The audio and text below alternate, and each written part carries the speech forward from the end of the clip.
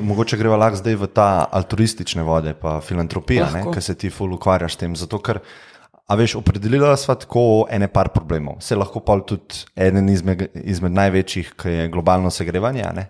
Ampak recimo imamo to avtomatizacijo, službe, ljudje niso zadovoljni, anksioznost, depresije, ne? Politika bo zelo težko to rešila, kakor so se strinjala. Zdaj pa imamo tukaj posameznike, ki so recimo uspešni v tem monetarnem smislu v družbi. Recimo, lahko sem to jaz, lahko si to ti, ne? Ja. In kako zdaj to zavedanje, da jaz seb ne grabim več, ne? Da imam jaz dovolj, ne?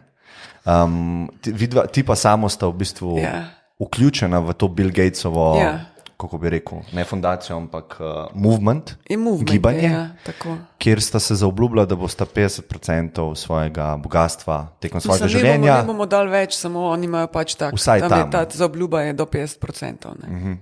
To se mi zdi ful dobro, pa ful pomembno, sploh zaradi te večanje neenakosti, ker če bi te na vrhu za sebe držali pa grabili več, eni sigurno, bi imeli še večje probleme. Ne? Tako da mogoče lahko tako rešimo kakšne take stvari. Sigurno jih lahko rešimo. Ne? Samo s tem, v bistvu samo s filantropijo jih ne moramo rešiti.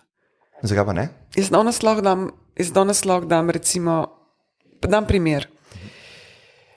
Mi v Indiji šolamo nekaj čez 200 otrok, že 7 leto.